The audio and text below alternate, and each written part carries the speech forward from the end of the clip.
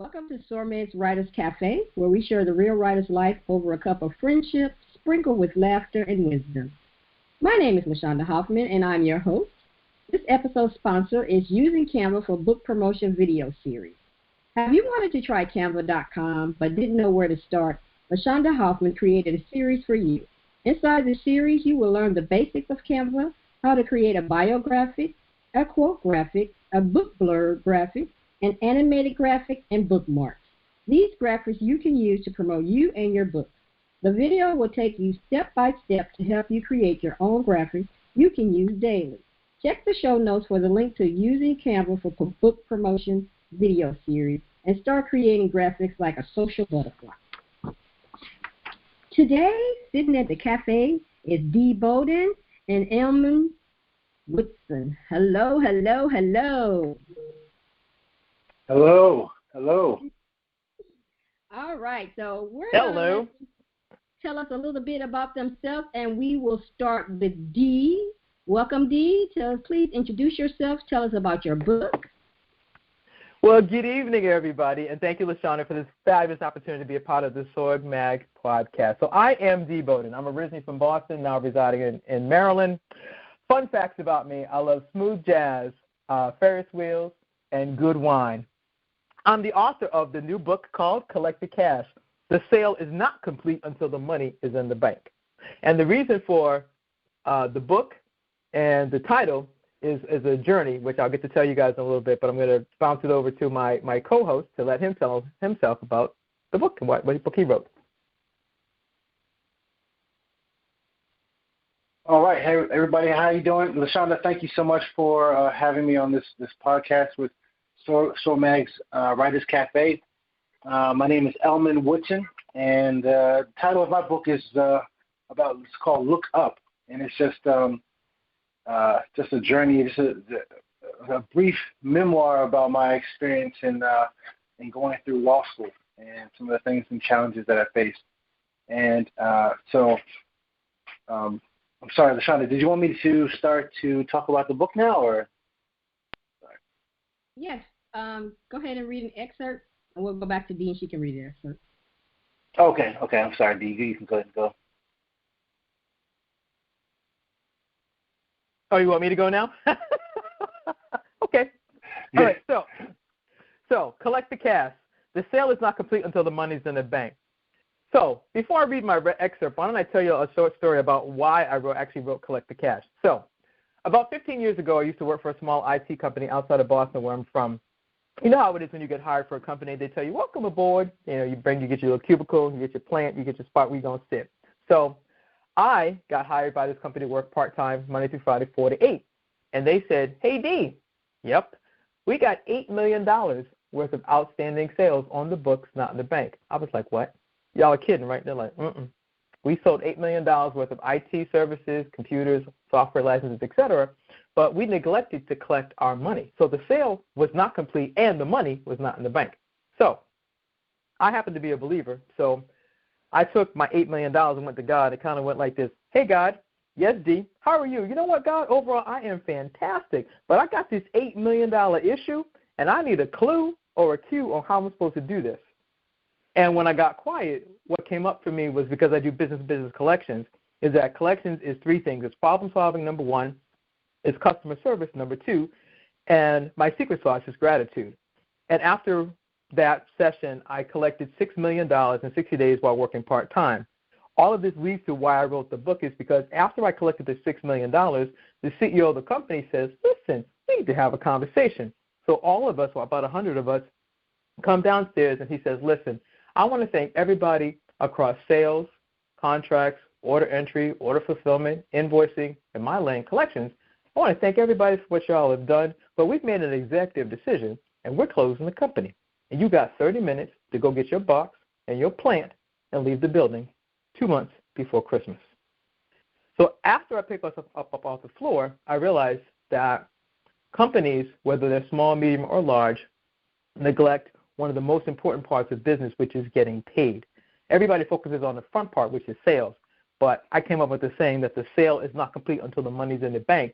And actually, that's the reason why I wrote Collect the Cash. It was to teach business owners, both small and large and medium and as well, that you cannot neglect your sales, but you also have to make sure that they're actually in the bank. And so that was the beginning of why I wrote Collect the Cash. Thank you. You're welcome. Ready, Elman? Yes, I am. So I neglected to say earlier that I currently live in Brooklyn, New York, with me, my wife, and my 2 little boys. My son's name is Harrison, and my other son's name is Julian. One is 3. He's going to be turning 4 next month, and Julian just turned 2. And I am originally from Maryland, so I'm originally from Montgomery County in Maryland. So Dee will have to talk about where you're from and see how we connect. But I wrote Look Up as a memoir about my experience of going through law school. And basically it was a story, the subtitle is A Story About Overcoming Adversities. Now, generally you hear about people going through law school, taking the bar, they go through with flying colors, it could be they graduate magna cum laude and all these things. That was not my experience. I didn't quite graduate magna cum laude, I graduated thank you, Lordy. So my experience was a little different than some other people. But the thing about it is I learned so much from that experience about how to manage my time, how to manage difficulty, how to manage to deal with difficult people, and how to manage myself and manage my expectations and things like that. And in talking to other friends and people and people who actually went through the law school experience with me and telling them about the things that I experienced and went through, they were like, everybody was like, man, you really need to put that in a book. And you know, part of the book is about just believing in yourself, having faith. You know, I'm a believer as well, and really the story is it's a faith story about, you know, trusting in God, not only trusting in God, but trusting in this experience and the God-given talents that He's given us to be able to utilize them to succeed and move forward through life. So that's why I wrote the book Look Up. And the reason why it's called Look Up is because, you know, not only, you know, when we go through challenges and things in life, sometimes it causes us to look down and feel bad. So it's kind of it's a play on words. It's not only physically look up. Of course, you should look up because as you look up, you know, your body is in an upright position and it's taking in air properly and things like that. But also figuratively, you should look up internally. Keep your faith up. Keep your belief up, and know that you can make it through whatever challenges you're facing. So that's why I titled it Look Up. So that's just a little snippet about my book. And Dee, I'll pass it to you. I love it. Excuse me. I love it. So Look Up, because as you were speaking, what was running through my mind was Psalm 121. I will look to the hills from whence cometh my help, and my help cometh from you, O Lord, who's the maker of heaven and earth. So I was like, man, this is the coolest podcast ever, because we got 3 spiritual people who are writing about overcoming challenges, getting up from a dark place. Because the part of the story I didn't tell you is that after working for this company on a part-time basis, collecting $6 million in 60 days while working part-time, watching 100 people lose their job 2 months before Christmas, I got down. I mean, I was blown. I was blown in a huge way. And it took a minute before I could get back up and say, okay, this is one incident in my journey of life. And then, you know, as I got back up and said, okay, you know, how am I going to bounce back from this? Because, you know, every lesson in life comes to teach us something. And then, you know, how are you going to use it as a stepping stone to move forward? So I took, you know, this journey of working in receivables management, because I've been a contract administrator. My career has been, I've been a contract administrator for over 10 years. And I've always dealt with vendors, payments, and invoices and money. And so it's always been that, and I've always been a problem solver. That's kind of how I got into this, because I've always been curious about what had happened was. That's been kind of like the story of my life. So when I wrote Collect the Cash Collect the Cash in part came about because of what happened to me many, many years ago, but also because I took a writing class and the teacher said, Dee, you can teach business owners how to win. You've collected millions of dollars for companies and government agencies, all this stuff. Teach us as business owners, especially small business owners, teach us how to win. And I was like, I don't nobody want to hear nothing about no collections. She was like, listen, please teach us how to win. You have a system. You have a process. Teach us how to win so we don't make a fool about ourselves, so we can answer these questions, and so we know what to do when we don't get paid. And because of her persistence and her like, please do this, I was like, all right. Now, I played double dutch with her, I'll be honest, because when we first started talking about writing this book, I was like, I ain't doing this. She was like, please, come on. And I'm like, nah. She's like, listen, we need you. And so we played double dutch, and she won. And I'm delighted to say that because she made the book bigger than me, and she showed me how I could be of service to business owners and teach them the art and science of business collections, and that I also could leave and actually could write and leave a legacy, was when I was like, okay. And so that's more of how Collect the Cash came to be. Wow, I love that. Dee, we got to talk because I actually now it's funny because now I practice law. I have my own firm and I do business law, and I would love to collaborate with you. So we got to talk. But I want to say that exactly what you said before. The look up part of this title came exactly from that scripture you just quoted. That's where the name for this book came. I will look to the hills from which cometh my help. My help cometh from the Lord. That's where the essence of this book came from. Because the challenge for me of getting through this was such a challenge, like a mental, emotional challenge, and I had to just push through it. And you were talking about like failure isn't just like a failure is a moment in time if we allow it, if we minimize it, we put it in its proper place. It's a moment. And the first chapter in my book is called "Failure is Not the End." That's the very first chapter in my book. It's called "Failure is Not the End" because, sometimes life is just what it is, life. At some point, I don't care who you are. You could be the richest person or the poorest person, or you're going to face some challenges in this life, and that's inevitable. I don't care who you are. You're going to face some challenges. And the thing about this life is how you if you get knocked down, because it's going to happen, we're going to eventually get knocked down, but how do you get back up? How do you allow yourself, how do you push yourself, what kind of things, what kind of mental gymnastics are you currently doing to get yourself prepared to handle the tough times, because they come. And I'm not like necessarily wishing bad on people, but what I'm saying is that life is life. This is life. And what we do is just like you said, we have the essence of this life is about growth and how we grow and how we develop ourselves. And so, yeah, I'm a 100% believer that, not only do we maintain a positive attitude, but what actions and what steps are you taking on a daily basis to prepare yourself to get through challenges, because they're going to come. And there's going to be some times when you fail at a thing. And that's okay. That's okay, because as long as you don't stay stuck in the failure and you move forward and you keep, sometimes people say, run the race of life. But sometimes you can't run. Sometimes all you can do is jog. And then sometimes you can't jog, but sometimes you can walk.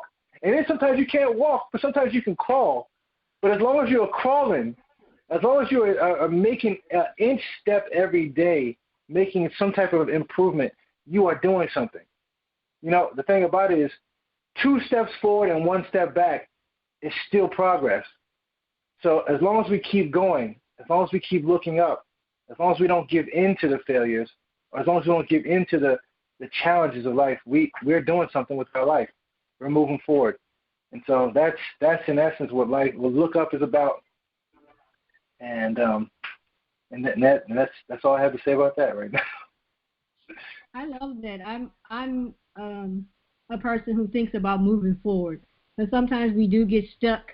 We get stuck in my word is you get stuck in I'm gonna do this, I'm gonna do that, and before you know it, 20 years has passed by and you still haven't done anything.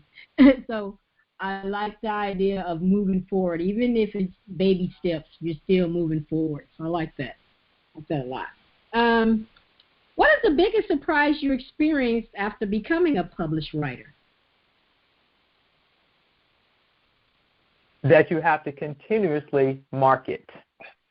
Amen. I was about to say marketing.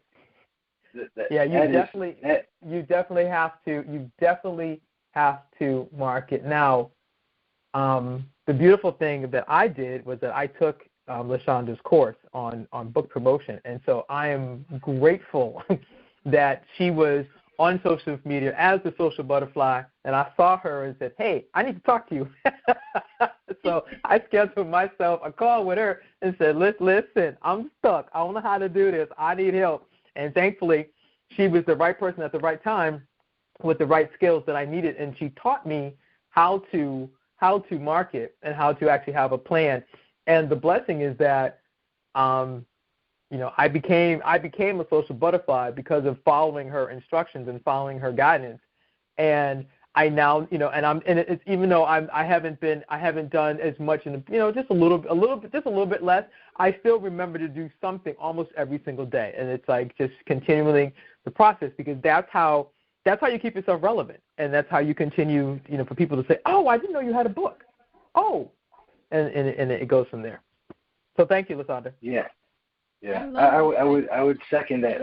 I'm sorry. I'm sorry. I love that you say you do something every day. The thing is with promotion is people think you got to do a lot of stuff, and then that's why they overwhelm themselves and they can't. I used to tell you that all the time. Just pick a couple of the things and do that. If it's one thing every day, that's one thing. You're constantly getting out there, because guess what? Somebody didn't see it yesterday. So, it's okay for that. As Elman says, you're moving forward. When you stop promoting, then you stop moving forward. And so I'm glad to hear that that you even if it's just one thing, you're pushing forward. So I love that. Now, what were you saying, Elman? Go ahead. No problem. What I was going to say, I second that, because well, first of all, I'll tell you, man, I had no idea about what it takes to get a book done. I mean, there was so much work into that, and there were so many eyes that had to be on the book, and the cover and the formatting and the editing. I had no idea. But then after that was done and I got the book out and we got it on Amazon, and I was like happy about that.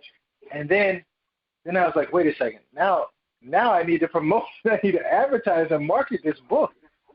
So just like you said, I've been just working on putting something out at least on a regular basis, reaching out to my network, reaching out to other author networks, and talking to people about the book, and trying to get the book in people's hands. And that's been the biggest surprise, because I think I went into this whole exercise hoping eyes on the prize, a New York Times bestseller and all this stuff, and not knowing all the steps and all the work that it's going to take to become something, to become anything, to just sell books. Because at the end of the day, that's my goal. Is I want to sell books. I want to get these books into people's hands. I want to motivate and inspire and help people. And in order to do that, I have to be social. And so my natural inclination is to be kind of reserved and behind the scenes. But that side of me has to change in order for me to get this book out. And I've recognized that about myself. And so because of that, now I recognize that the marketing has to be a tool that I have to learn and utilize. And so I've had to add it to my tool chest. So That's good. I love that you recognize that. A lot of people go through 4 or 5 books before they recognize it. So it's good you learned it at the beginning, because then your career won't be so hard. What are your YouTube's favorite way to reach new readers? What's your favorite way to do that? Well, some of the things I do is I do lives. Actually, LaShaunda and I did a Facebook Live, which is actually pretty fun. I just joined a book club, so I will be promoting my book through a book club. I've been getting on podcasts. I've been featured in magazines already. I'm going to be doing some more author collaborations on social media. When I say author collaborations, that doesn't mean doing another anthology. That just means me getting on another panel with some other authors and talking about the book. And so I'm starting to look for new readers in new spaces. So it's getting outside of my circle. It's whenever I see something like a Readsy or a book pub or women in publishing or some of the other things, I've now become a student of being an author, and now looking for, okay, now that I've got this book, that's great. Now it's like, okay, how do I get this book in front of new readers? How do I look for speaking opportunities? How do I look to be on podcasts? How can I write about this book? How can I take an excerpt of the book like LaShaunda talked about and create a post and talk about that? So I'm obsessed with different ways to get Collect the Cash out there in so many different ways. And it's actually now it's actually fun because I can see the more energy I put with speaking about this, getting on podcasts, making new connections. And then it's funny because once people find your author, they're like, oh, what's your book about? Oh, can I be a guest on your podcast? Yes. And so it's kind of cool. It actually draws this new energy to you. And I'm while I'm still on this high, as the saying says, I'm riding this until the wheels fall off. Right. That's the way to do it. I love that. So I'm with you. I have joined different book clubs, and I've been working on getting on as many podcasts as possible. My book was about my experience in law school, so I just finished reaching out to one of the deans of my undergraduate, reached out to the dean of my law school, and so for me, I would like to get this into the hands of some colleges, some schools, some students to get them to just not lose faith, not lose heart. And just like you said, like this whole experience, I've learned that I have to be creative and I have to become more aware of the tools that are being utilized in social media, specifically in terms of podcasting, book clubs. I haven't gone on the magazines. I like that idea. But I've been collaborating with just reaching out to people and getting involved in different author groups on Facebook. So, right now I don't necessarily have a favorite. I do like to get on to podcasts because I do like to speak. I like to talk to people. I like to inspire and motivate. So I get on that, and I was actually just on another podcast just talking about my experience, and it was just a great experience. I love it. I love, just like you said, I think doing this has brought out another part of me that I didn't really necessarily know existed, and it's attracting a different kind of energy, and I like it. But I like the fact that this book is a tool that I can utilize to reach out and connect with people who I may not have otherwise been able to connect with. So I've been reaching out to a lot of podcasts. Through my work, I'm actually going to be on a panel, 2 panels in a couple of weeks, just regarding business and talking about things like that. But that's also going to be an opportunity for me to talk about my book and utilize that experience as well. So I think through this experience, I've been getting in a lot of speaking engagements and being asked to talk to different people. So I guess that would be my favorite ones. I like to do podcasts and speak. So there you have it. So I think those are my favorites.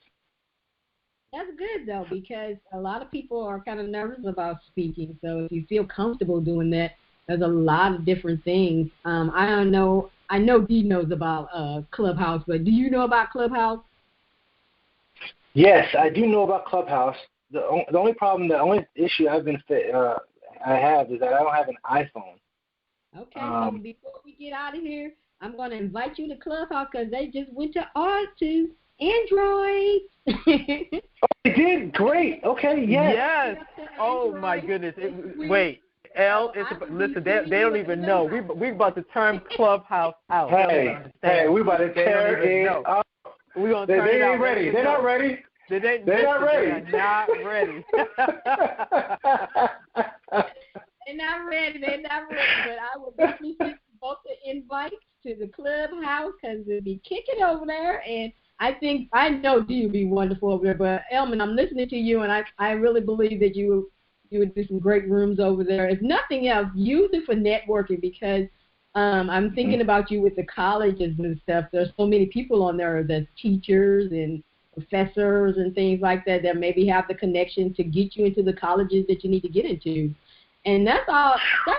If you use social media right, the connections will blow you up into something else, And so, but you got to ask. I always tell my clients to look at your community. Look and see who's in your community that you already are connected with. I put on Facebook all the time. If I go to another town, if I went to Atlanta, I would say, well, who's in Atlanta? Let's meet up for lunch. Because you always want to make connections with who you're friends with now on social media. That's why you're friends with them. You follow them for a reason, not just to be following people. But I would definitely suggest that to you that my suggestion would be to get into the colleges because your book is for those people who having challenges in college, and they need to know that they can look up and that things will get better for them. And I think I really believe that your book sounds like it's a great graduation gift for these seniors right now that's coming out in June. I think you should be doing a campaign on a graduation campaign, putting it out there. Get this book, hey. Wow, I love that. Get some coffee mugs or something to go with it, but something to get these kids to be motivated because our children aren't motivated to for one, they think they're going to come out of school being a $6 million man. They don't know they have to work their way up there. I talk to my nieces and my nephews, rather. They think they're supposed to be making all this money now. And I'm like, dude, you just graduated. Right. Hold up to that, but I think that I don't know if it's some games they play or not. They just think that they're going to be millionaires right off the bat, and you got to get the experience first, and then you move up to that. I don't think I've ever met anybody who graduated from college and became a millionaire ever. And I'm so glad really you said interesting that because that's a real thing, and I think it's because of the world that we live in today. There's there's the social media highlight reel that shows, one day I'm in my cap and gown, the next day I'm driving a Lamborghini. Unless you had stocks that you were able to cash in or whatever, most of us graduated school and went to work. And I think there's something about that four-letter word, WORK, that part, that I think most people don't understand that most of us, that the way that most of the people that we admire, they worked. They studied, they failed, they got back up, they got a coach, they went back to school, they educated themselves, they did course corrections, they did a lot of things. So the people that we see now that are successful, if you had a chance to talk to them like you're talking to us today, you would find out they had been on that journey for 5 years, 10 years, 15 years, and then all of a sudden their preparation met the right opportunity, and then they became a success. As opposed to the I Dream of Jeannie moment where you just, wiggle your hair or wiggle your nose real quick and you got it. No. The way most of us come up is that everybody works. You work, we were taught you work for what you want. And even the people that we admire, when you get to hear their story, they worked. When you're listening to us as authors, we're telling you that we worked. We worked in our jobs. We worked in our careers. We worked to decide to write the book. We went through the journey of the work to write the book, to go through the edits, to learn publishing, to learn marketing, to decide to put yourself out there and believe that somebody wanted to hear your story and that your story had merit, that your story had value, and that it would do something for somebody. Translation, it would make an impact. It would deliver a message that said, oh, Well, if he got up after that situation, then I can get up. If I work for a company or I own a company and I don't know how to collect my outstanding invoices, well, Collect the Cash will teach me what do I need to do. I need to track my invoices. I need to look at collections in the B2B sense as problem solving. I need to do customer service, and I need to express gratitude for the people who are paying me. That part. Oh, you mean I'm not going to just swipe left or swipe right and get paid? No. No, you're not. Not if you're dealing with companies and corporations and government agencies. No, you're not necessarily going to swipe left or swipe right. You may have to prepare an invoice. You have to prepare a proper invoice. Yep. Then you got to submit it through the system. Then you got to make sure the deliverables are made. All of those things. And if you want to learn more about that, you got to go to www.collectthecash.biz. That's right. www.collectthecash.biz/book to get the entire Collect the Cash process. Yeah. I know that's right. That is very well said. And you know the other thing about it is, just like you said, Dee, like these kids think that now they can come out of college and go straight into the millionaire status. But just like you said, the work that we've done to put the book together, to collaborate the book, to make the book into something, and then to edit the book, to format the book, to work on the cover, to market. But look, let's not even talk about the book. Let's talk about the experiences that we had to go through in order to write the book. Like we had to have, like in order for me to have written this book with this level of detail, with this effectiveness, I had to go through something. I had to go through failures. I had to go through it, and I didn't. At the time that I was going through that stuff, I didn't know that it was leading me to this. I could never have put that plan together. And while I was going through it, I was like, why me, God? But God was like, because I'm going to have you write a book, but you don't know nothing about that right now. So, like, a lot of people want to skip all the challenges that actually fortify you and make you strong because they just want the easy pleasure. They want the easy part of life. They want to go through life and just have a lollipop through their life and just swipe right and swipe left. But the reality is, if you really want to have a story, you're going to have to go through some things. If you really want to have an experience, you might have to go through some things. The whole reason, so for example, if we're all spiritual people here, but the only reason we can talk about Abraham and Isaac is because when Abraham took his son Isaac upon the mountain, he was about to sacrifice him. That's why he's the father of faith, because he believed God to the very end. Like a lot of people don't want to believe. They want to just say, yeah, I believe in God, but they don't want to go through nothing. They don't want to see. They don't want to go through experiences that are going to challenge their life, challenge their faith. They want to say, you know what? I graduated from college. That was easy. Now I just want to go and walk into the millionaire status. It doesn't work like that. Life is going to require something of you. You're going to have to give something up, whether or not that's your time, whether or not that's your experience, whether or not that's something that you love so much. You're going to have to give it up in order to get to where you really want to be. Because the thing about it, the essence of life is about development. And for example, as I was saying, on this journey, for me, I've learned that I had to be better at marketing. On this journey, for me, I've learned that I've had to come out of my shell. But I couldn't have done that if I didn't go through something. And I have to shake. So, for example, for me, last year, when all this whole Corona thing was going on, there was a word that kept echoing in my head that I could not shake. And that word was vulnerability. And I didn't know what that word meant for me. But now what I know is that word meant that it's time for me to step outside of my shell. It's time for me to be confident with me. It's time for me to accept all of me. It's time for me to step up to the plate and walk in 100% of what Elman has to bring to the table. But I would not have known that if I didn't go through the things that I've been through. So these kids who talk about they want to become a millionaire, they don't know what they're really asking. Because in order to become a millionaire, you have to do what a millionaire does.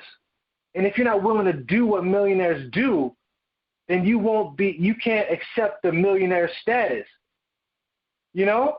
So, like, you know, life is not this whole easy walking up. You know, life is going to require something of you.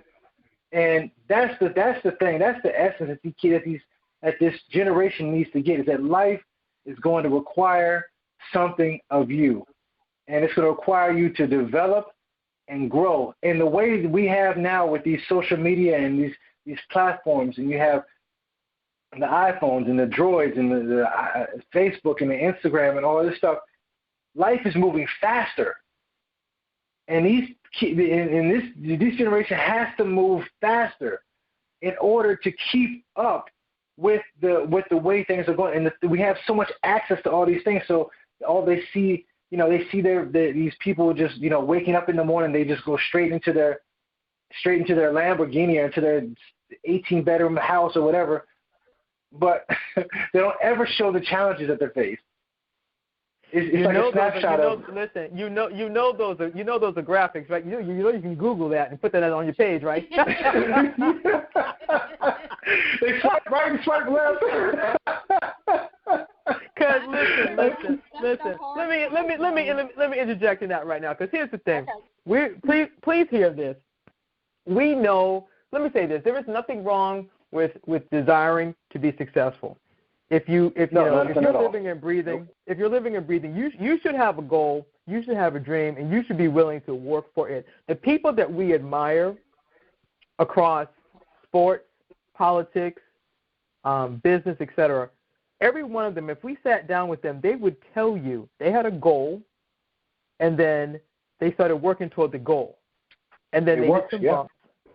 Then they hit some bumps, and then they said, okay, but I want this. And the thing is, they kept their eye on the prize, and they worked for it. Writing a book, when you decide to write a book of substance, it means that you believe that your story, your journey, your information can make a difference. If you go into any bookstore, let me say, if you go into Barnes & Nobles, and you go into any section in Barnes & Nobles, from self-help to business to golf to whatever you do, every person who wrote their story in that section believed that their story was the story that was going to make a difference for the person who got it. So, for example, in the finance world, you've got Susie Orman, you've got David Bach, you've got Dave Ramsey, you have Chris Hogan, and there are others. The point is that they all teach you the same principles about money, but each of them has a different way of how they told it. Susie has hers, David has his, Dave Ramsey has his, Chris has his. The point is that everybody who writes a book, put the correction, everybody who writes a book that has value believes that their story, their information, their transformation is so good that it's worth documenting it to show someone else what else to do. The second piece of it is that in order for you to have a story, to have a book that has value, it has to show the journey, the what had happened to you was.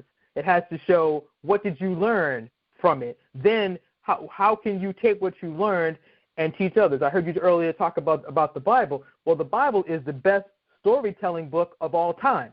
It is the chronicle of, give me 1 second, please. It's the chronicle of people from Genesis to Revelation talking about their journey. What had happened was, where they fell off, how they did a course correction, and then they got on the right path. And then the reason we continue to talk about them is because we see their beginning, their middle, and then their transformation. And that's what we celebrate. And so when you wrote your book about Look Up, I wrote my book about Collect the Cash. We both had to go through our personal transformations in business and in life in order to decide that we were going to be vulnerable and tell these stories, make a difference, and obviously make lots of money. That's what I wanted to share. That was very good. Well said. Very well said. What I found with anything that's on social media is that people see the end result. They don't see what happens from point A to get to Z. All that's from A, B, C, D, E, F, G, all the way. They don't see that point. And so you think it's I could get that, I could do that. I see it a lot when I'm working with people who like you said, Elman, you want to be on the New York bestsellers list. That has been my dream all my life as a writer. But once I started learning how to get on that list, I realized that's going to take a lot of work, And people don't think about the work that goes with when I talk to people that say they want to write a book. And then I had somebody told me, I want to write a book. I have people that talk to me and say, well, how come your book hasn't come out yet? Because it takes time. It's not something that you just, I'm going to do it. I'm done in 5 minutes. When people say they're going to write a book in a weekend, I'd be like, yeah, okay. Because it takes time. You have to be mentally ready to write a book and finish it. You can start a book, but the point is to finish it. And then the next point is to get it edited and then published. And people think, it's simple to write a book. And I have people that talk to me and they come back and they go, wow, LaShaunda, it took a lot to do that. And yeah, it's not that easy, to just write a book. That's why everybody doesn't write a book, because it takes time. But when it comes to promoting it, you hear them go, I'm going to sell 5,000 books. And I tell them, I say, well, do you have 5,000 friends that's going to buy that book? And then they look all crazy because, you're thinking about, I don't have 5,000 friends.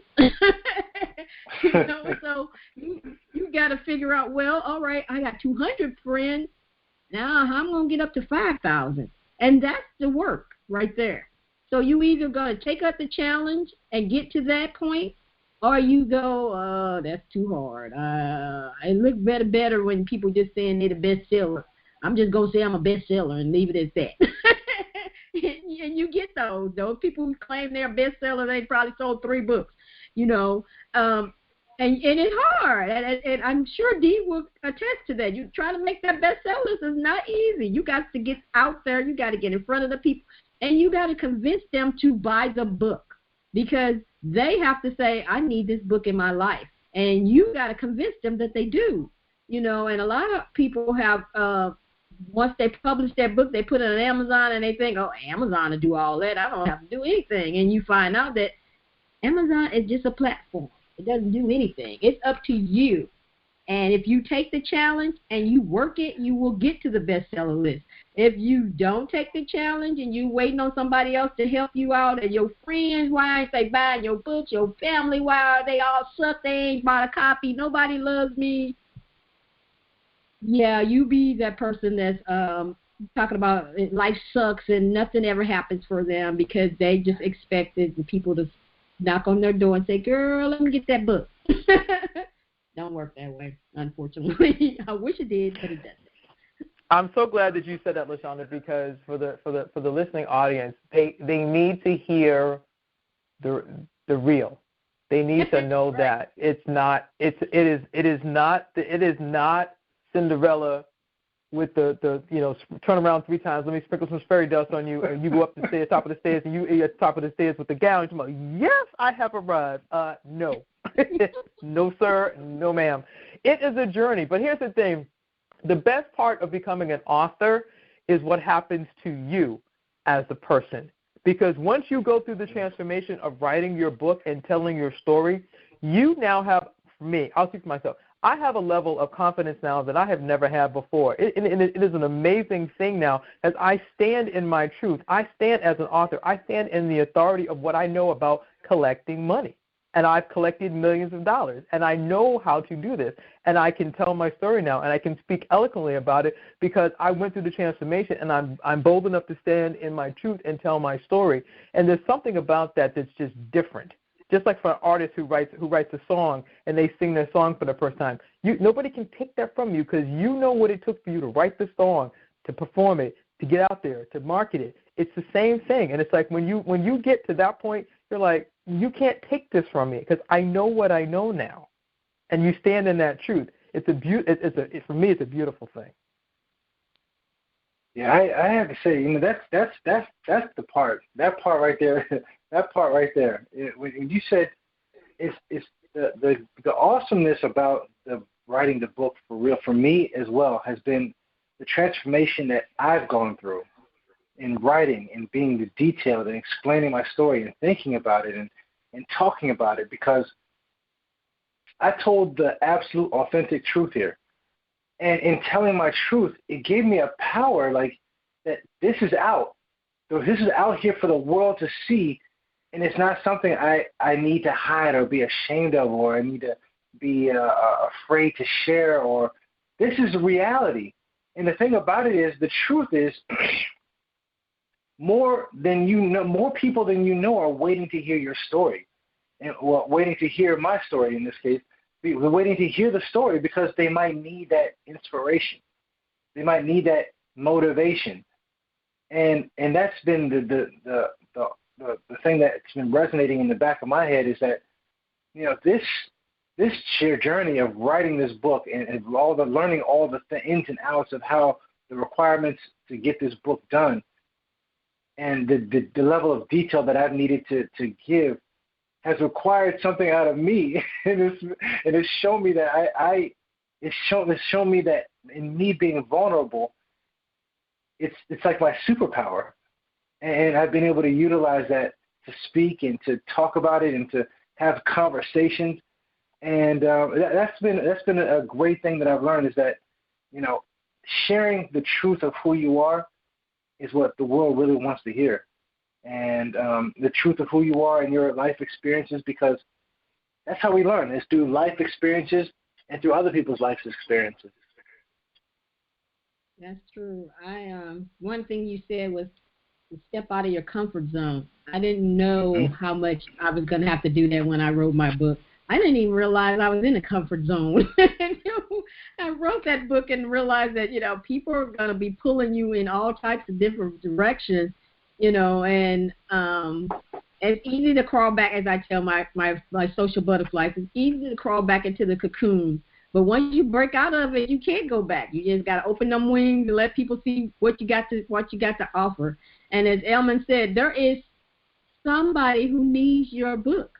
They need it. They've been waiting for it. They just don't know that it's out there. It's like, oh man, I told Dee when we were trying to figure out who her perfect customer was, and I was like, man, I needed your book a couple of years ago when I was doing obituaries, when the man wasn't paying me my money, And so you need it. Someone needs it, but you have to let them know why. Why does this reader need your book? So, Elman, why does the reader need your book? Tell us. Well, the reader needs this book because in this life, we all have challenges that we're going to face. We all have things that are going to set us back. And this is a real story about those setbacks. This is a real story about not only setbacks, but being at the bottom of the bottom. Things that have happened to me. I went from one aspect of living the life of a great law student all the way to doing completely other things that were just like, how in the world could I get here? And we've all been there. We've all been there. And sometimes you just need a little bit of tweaking, a little bit of encouragement to get you out of that rut. And this book is what can do that for you. This book is a real life story. It's not made up. None of it's fake. It's real. It's a real story that encourages you to look up, not only physically, but also literally, and also figuratively. Look up and stay encouraged. That's what this book is about. It's about overcoming adversities, reaching deep inside of you to become the strongest person you can become. And that's what this book is about, and that's why you need to go get the book. Thank you. What about you, Dee? Why does the reader need your book?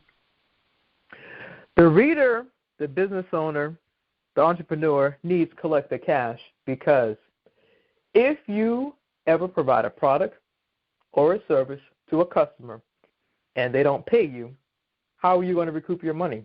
You can't just go up and shank them. that doesn't work. You just can't do that. You need to know the proper way to recover your money. You also need to know the importance of why do you track your customers. So you know how many customers that owe you money currently, how many customers might owe you money in 30 days, how many customers might owe you money in 60 days, how many customers may owe you money in 90 days, so you can plan your cash flow. You need Collect the Cash to learn how to have the right mindset about collections.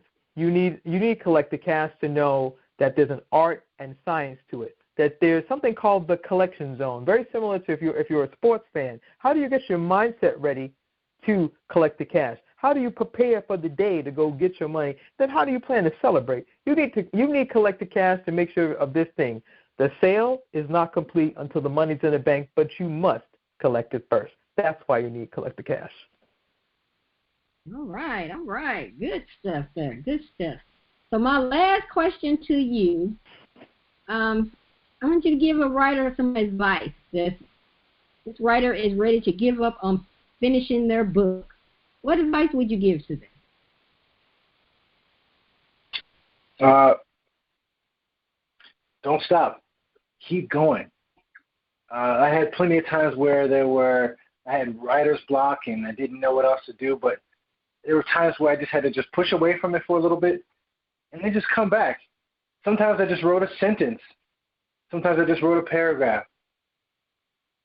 And then sometimes the words just flowed and I was able to write pages upon pages. But, in writing, especially if you're writing like a personal memoir or about some of the things that you've gone through, not only do you write about the event, but write about the things that you were thinking. Write about how you were feeling. That seems to add so much color to, and so much color, authenticity, and vulnerability to the story. Be authentic in it. Get real. Like, talk about how you felt, what things were going through your mind. And as you do, other thoughts will come to the surface. But don't stop. Keep going, because somebody needs your story. Keep going and don't stop. Thank you. What about you, Dee? I will tell you this. The journey of writing a book takes a lot out of you.